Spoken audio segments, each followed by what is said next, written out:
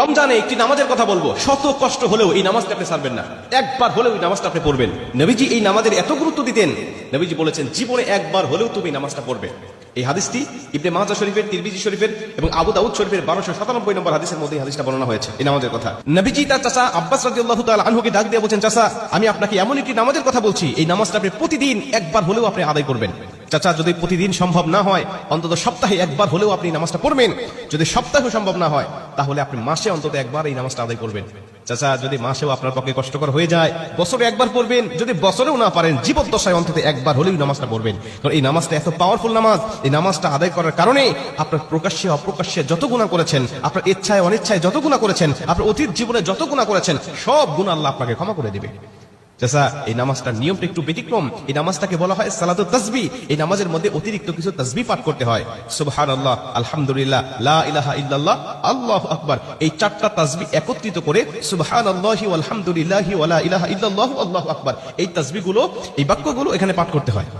4 রাকাত বিশিষ্ট এই নামাজ সালাতুত তাসবিহ 4 রাকাত পড়তে হয় এক নিয়তে। 4 রাকাত নামাজে প্রতি রাকাতে 75 বার করে করে মোট 300 বার এই তাসবিহটা পাঠ করতে হয়। সুবহানাল্লাহি ওয়াল হামদুলিল্লাহি ওয়া লা ইলাহা ইল্লাল্লাহু আল্লাহু আকবার। এই তাসবিহটা, এই দোয়াটা 75 বার করে করে প্রতি 4 রাকাতে মোট 300 বার করে আপনি পাঠ করবেন। কি নিয়মে পাঠ করবেন আমি আপনাকে নিয়মটা শেখাচ্ছি। আবু দাউদ শরীফের 1297 নম্বর হাদিসের মধ্যে যে নিয়মটা এসেছে, আমি এই নিয়মটা আপনাকে শেখাচ্ছি।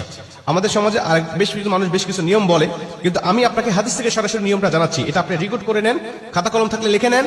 প্রয়োজনে এটা যত সোশ্যাল মিডিয়াতে যাবে, ফেসবুক ইউটিউবে যাবে, এটা আপনি সেভ করে নিজ আইডিতে শেয়ার করে রেখে দিবেন, যাতে আপনিও শিখতে পারেন, অন্য মানুষকে শেখাতে পারেন। আপনার শেখানোর কারণে কেউ যদি নামাজটা আদায় করতে পারে, ও যে সওয়াবটা অর্জন করবে, সওয়াবের একটা অংশ আল্লাহ আপনার আমলনামায়ও দান করবে। এজন্য এগুলো মানুষের কাছে ছড়িয়ে দিবেন যত সম্ভব হয়।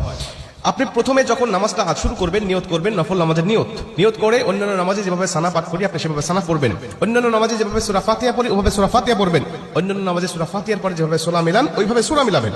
সূরা মিলানোর পরে রুকুতে যাবার আগে দাঁড়ানো অবস্থায় আপনি 15 বার এই তাসবিহটা পাঠ করবেন। সুবহানাল্লাহি ওয়াল হামদুলিল্লাহি ওয়া লা ইলাহা ইল্লাল্লাহু আল্লাহু আকবার।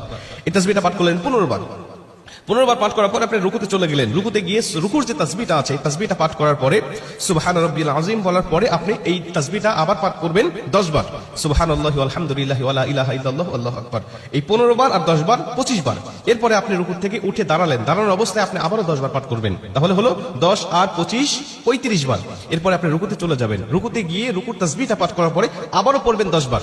এই হলো 35 আর 10 45 বার। এরপরে আপনি রুকু থেকে আবার উঠে বসে পড়লেন। বসার পরে আপনি আবার পড়বেন 10 বার। 45 আর 10 55 বার। এরপরে আপনি আবার রুকুতে চলে যাবেন। রুকুতে গিয়ে রুকুর তাসবিহ পাঠ করার পরে আবার পড়বেন 10 বার। এই হলো 10 আর 55 65 বার। এরপরে রুকু থেকে যখন উঠবেন, উঠে